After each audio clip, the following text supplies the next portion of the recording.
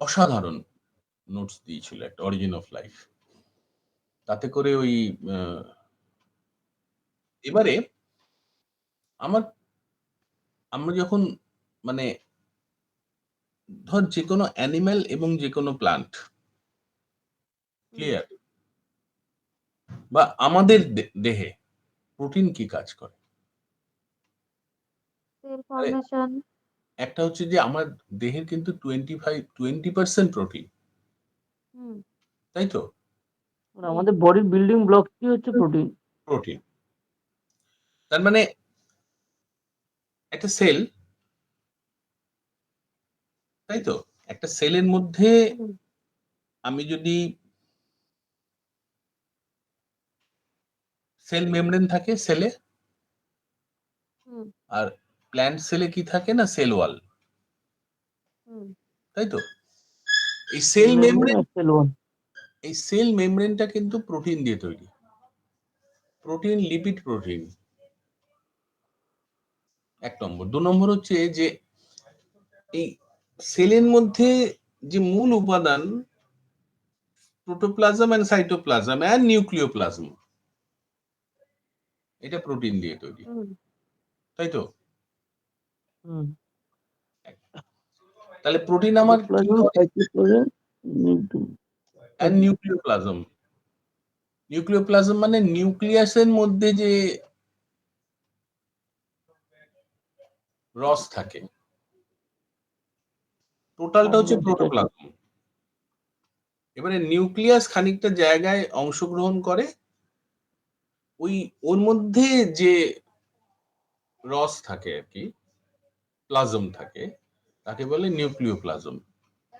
আর বাকি অংশে যে মানে সেলের, সেটাকে বলে সাইটোপ্লাজম, আর টোটালটাকে বলে প্রোটোপ্লাজম। ক্লিয়ার? এটা it is made up of protein, এক নম্বর। দু নম্বর হচ্ছে তাহলে cell membrane is made up of protein and lipid. তাহলে আমার যদি শরীরে যথেষ্ট পরিমাণে প্রোটিন না থাকে, তাহলে আমার দুর্বল সেল হবে। দুর্বল সেল মানে দুর্বল টিস্যু, দুর্বল অর্গান, তাই তো?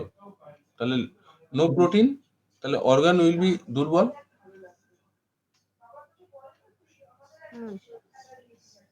এক নম্বর। দু নম্বর হচ্ছে, এবার যদি আমি আরো আমার প্রথম বিল্ডিং ব্লক প্রোটিন, মানে আমি দাঁড়িয়ে আছি প্রোটিনের ভরসায়। দু নম্বর হচ্ছে আমার টোটাল বডির ফিজিওলজি চলে প্রোটিন নির্ভর। কিরকম না, আমার যে প্রতিটা কোষে অক্সিজেন পৌঁছায় এবং প্রতিটা কোষ থেকে কার্বন ডাই অক্সাইড দেহের বাইরে, এই যে ট্রান্সপোর্টেশন হয়, oxygen transport and carbon dioxide removal হয়, এইটা যে প্রোটিনটা করে তার নাম হচ্ছে গ্লোবিউলিন, হিমোগ্লোবিন প্রোটিন। তাহলে এই হিমোগ্লোবিন যদি না থাকে, সেই কাজটা হবে না। দু নম্বর, আমার বডির যে ডিফেন্স মেকানিজম, ক্লিয়ার? ডিফেন্স মেকানিজমটা কে ঘটায় না, শ্বেতকণিকা। তাহলে লোহিত রক্তকণিকা কি করলো না, আমার অক্সিজেন ট্রান্সপোর্ট করলো। শ্বেত রক্তকণিকা কি করছে না, আমার বডির ডিফেন্স মেকানিজমটাকে তৈরি করছে, তাই তো? এই এন্টার ডিফেন্স মেকানিজমটা প্রোটিন দিয়ে তৈরি হয়।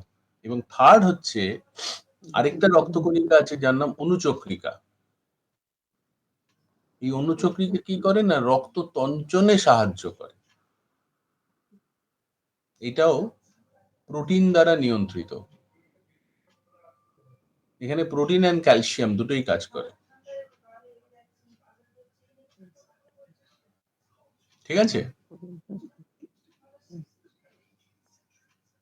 এখানে 4-5টা প্রোটিন কাজ করে, যেমন থ্রম্বোপ্লাস্টিন, ফাইব্রিন, ফাইব্রিনোজেন, এই ধরনের প্রোটিন এখানে কাজ করে। এত বলার দরকার নেই। তাহলে বডি 4 নম্বর মেকানিজম কি প্রোটিন দ্বারা নিয়ন্ত্রিত হয়, এনজাইম, মানে ধর এক একটা কেমিক্যাল রিয়াকশনে প্রচুর এনজাইম কাজ করে। এই সমস্ত এনজাইম প্রোটিন দিয়ে তৈরি হয়। একটা লোকের যদি ঠিকমতো ডাইজেশন না হয়, তার মানে তার এনজাইমে ঘাটতি আছে। এবার ডাক্তার কি করে, তাকে বাইরে থেকে কিছু এনজাইম দেয়। সেই এনজাইম গুলো হচ্ছে আর্টিফিশিয়ালি ম্যানুফ্যাকচার্ড।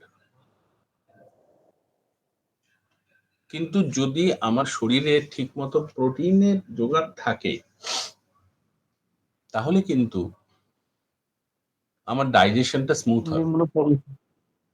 হ্যাঁ, এনজাইমগুলো ফর্মেশন হলে ডাইজেশনটা আমার স্মুথ হবে। স্মুথ হবে। ক্লিয়ার? এরপরে কি না, আমার যে নার্ভাস ট্রান্সমিশন হয়, নার্ভ ইম্পালস, এই নার্ভ ইম্পালস কিন্তু এটাও প্রোটিন দ্বারা নিয়ন্ত্রিত। ঠিক আছে?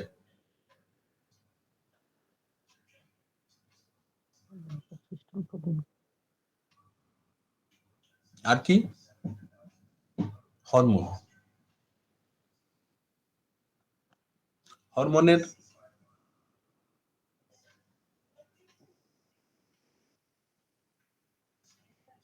হরমোন প্রোটিন এবং ফ্যাটি অ্যাসিড বা কোলেস্টেরল এই দ্বারা তৈরি হয়।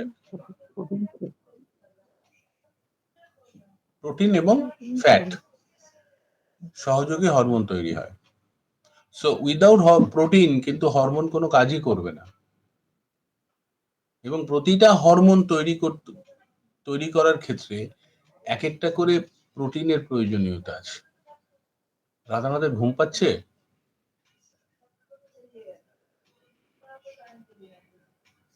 আর 10 মিনিট ছেড়ে দিচ্ছি।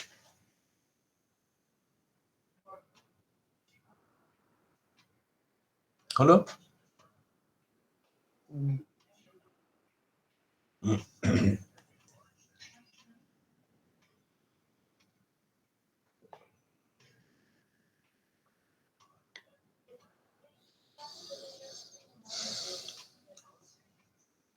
এবারে আমার শরীরের যে মাসেলস, মানে আমি হাঁটছি, আমি যা কিছু আমার অ্যাক্টিভিটি, কেক তৈরি করে মাসেলস তো, মানে হাড়, বোনস, লিগামেন্ট, টেন্ডন, মাসেল, এই গোটাটাই কিন্তু মানে প্রোটিন ছাড়া, মানে এর অ্যাক্টিভিটি গুলো কোনোটাই হবে না। হবে? সেই জন্যে শরীরে যদি প্রোটিনের ঠিকমতো সরবরাহ না থাকে, তাহলে কিন্তু তার কোনো ফিজিওলজিক্যাল কাজ সে ঠিকমতো করতে পারবে না। আর কি? আমার চুল, নখ, সেগুলো কি? তারও উপাদান প্রোটিন। তাহলে এগুলো যদি ঘাটতি থাকে, তাহলে আমার কি হবে? আমার চুল উঠে যাবে, দুর্বল নখ হবে।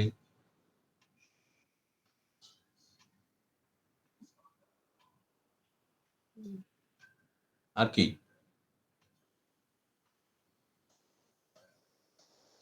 এরপর আর কি?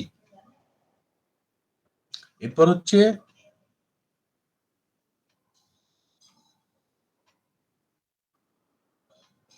তাহলে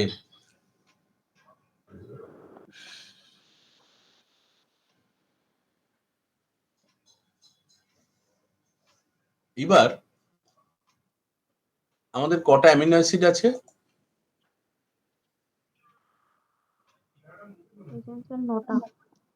হ্যাঁ,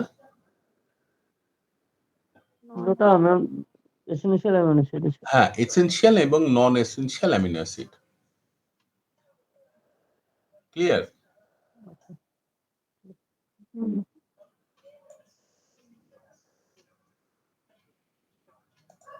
ওটার নাম বলতে হবে। আমি এই লিস্টটা পাঠাচ্ছি। What is essential and non essential amino acid.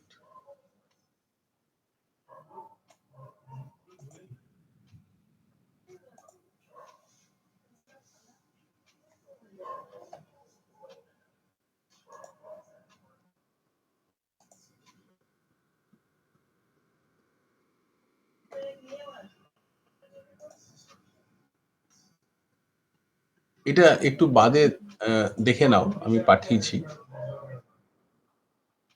হুম।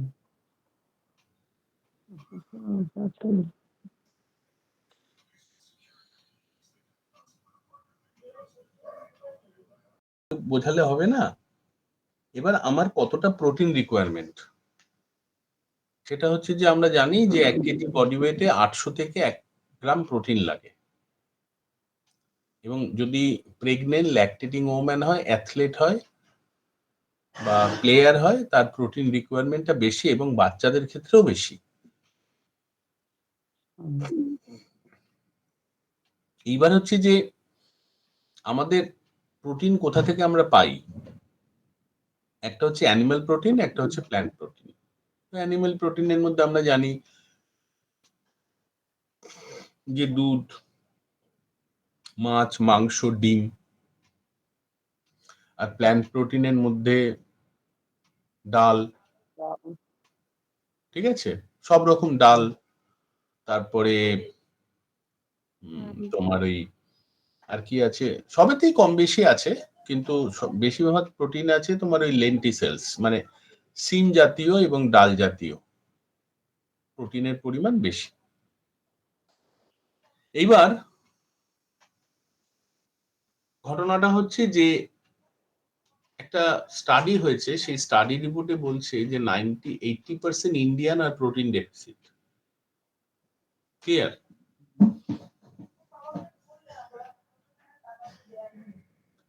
তো এই 80% ইন্ডিয়ানস আর প্রোটিন ডেফিসিট, তাহলে আমি কোন দলে পড়ছি, 80% না 20%?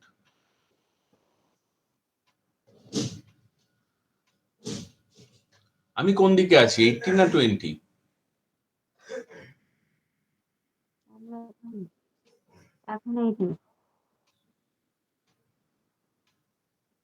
তাই তো?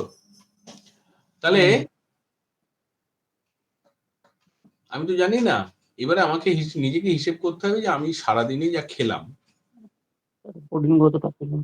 তাতে আমি কতটা প্রোটিন খেলাম, এই হিসেবটা আমাকে নিজেকে শিখতে হবে। এইবারে আমি যদি খুব বেশি পরিমাণে প্রোটিন মার্কেট থেকে খেতে চাই, একটাই সম্ভাবনা আছে, তার মধ্যে একটু কোলেস্টেরল ঢুকে যাওয়া। দাদা একটা কথা জিজ্ঞেস করবো? হ্যাঁ, এখানে কি অ্যানিমাল প্রোটিন বলুন বা প্ল্যান্ট প্রোটিন বলুন, কতটা পরিমাণ মোটামুটি থাকে সেটা কি বলতে হবে? যে মোটামুটি একটা মাছ থেকে আমরা কতটা পাই বা না না, বড়ি এবারে ডাল দিয়ে 100 গ্রাম ডাল না, দিয়ে এবারে ঘটনাটা হচ্ছে যে আমরা মাছে একরকম আছে, কিন্তু আমাদের প্রিপারেশনের সময় সেটা অনেকটাই নষ্ট হয়ে যায়। ঠিক আছে? আমরা তো সঠিকভাবে প্রিপেয়ার করে খাই না। আমরা মাছ বহুদিন আগে, মানে একদম সবাই তো আর রোজ টাটকা মাছ পায় না। যেমন জ্যান্ত মাছটা ধরে আমি সেই মাছটাকে কেটে সেদ্ধ করে খেয়ে নিলাম, কারণ তাহলে আমি এটা অনেক ভালো পরিমাণে প্রোটিন পাবো, কিন্তু সেটা তো সম্ভব নয়। এবার আমাদের ম্যাক্সিমাম প্রোটিন কোথা থেকে আসে? পোল্ট্রি থেকে আসে বা ফিশারি থেকে আসে, এবং নদী সমুদ্র থেকে আসে।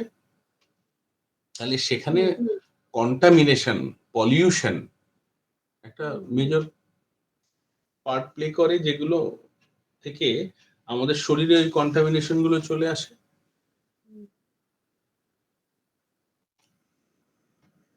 রাধানা, তুমি তো গ্রামের লোক, তুমি তো জানো যে পেস্টিসাইড, ইনসেকটিসাইড প্রচুর পরিমাণে ব্যবহৃত হয়, তার ফলে আগে প্রচুর ছোট হুম। ছোট মাছ পাওয়া যেত, এখন কি আর পাওয়া যায়? না, আগে যেমন ধান খেতেই মাছ পাওয়া যেত, বর্ষার সময় ধান খেতে প্রচুর ছোট মাছ।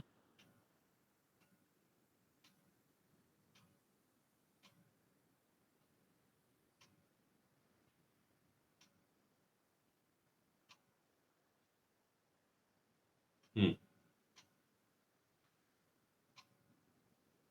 আমরা যে কনভেনশনাল প্রোটিন সোর্স গুলো, সেখানে কিন্তু অ্যাডাল্ট্রেশন মানে ভেজাল এবং কন্টামিনেশন এবং অন্য অনেক কিছু ঢুকে যাওয়ার সম্ভাবনা আছে। যেমন কলকাতার সমস্ত বাজারে মাছের পরীক্ষা করে দেখা গেছে সেই মাছগুলো থেকে প্রচুর পরিমাণে টক্সিক মেটেরিয়াল আমাদের শরীরে ঢোকে, তাই তো?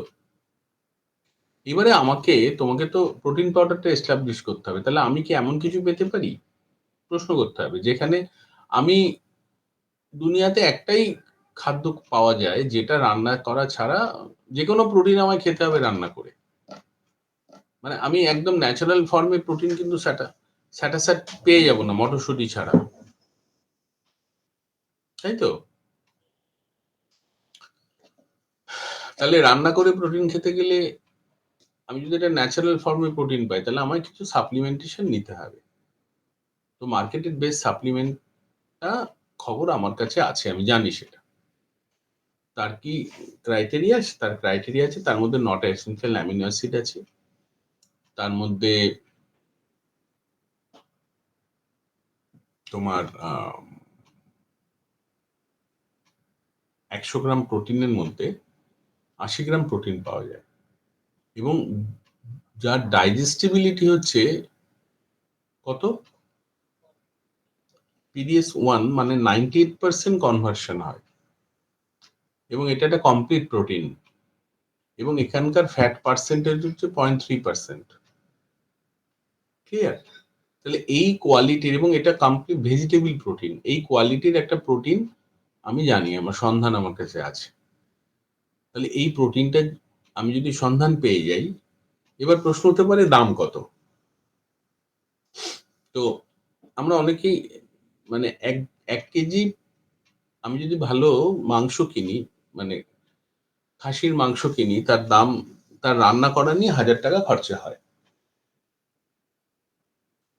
তার মধ্যে মেরে কেটে প্রোটিন পাওয়া যেতে পারে 200 গ্রাম কি 100 গ্রাম। তাহলে যদি 200 গ্রাম প্রোটিন পাই, তাহলে সেটা আমাকে পার কেজি, পার গ্রামের জন্য 500 টাকা খরচা হচ্ছে। তো আমি যে প্রোটিনটা আপনাদের বলছি সেটার জন্য পার 100 গ্রামে খরচা পড়ে 35 টাকা। এখানে পার 100 গ্রামে খরচা পড়ে 50 টাকা, এবং যে প্রোটিনটার মধ্যে প্রচুর পরিমাণে কোলেস্টেরল পাওয়া যেতে পারে। তাহলে আমি কোন প্রোটিনটা অ্যাকসেপ্ট করব? ঠিক আছে, এটা এইভাবে বলো।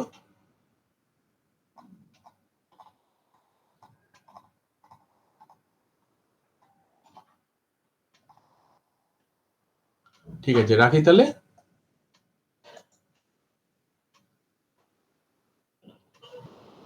তুমি শেষে গিয়ে বলবে এরকম একটা প্রোডাক্ট পাওয়া যায়, এবং সেটা হচ্ছে, আপনাদের বলে রাখি, সেটা হচ্ছে নিউট্রিলাইট প্রোটিন পাউডার, বিশ্বের 1 নম্বর প্রোটিন পাউডার। 1 নম্বর ডায়েটারি সাপ্লিমেন্ট কোম্পানি, তার 1 নম্বর প্রোটিন পাউডার, মানে এটা হচ্ছে পৃথিবীর 1 নম্বর। 2 নম্বর কে কোথাও কেউ জানে না এখনো।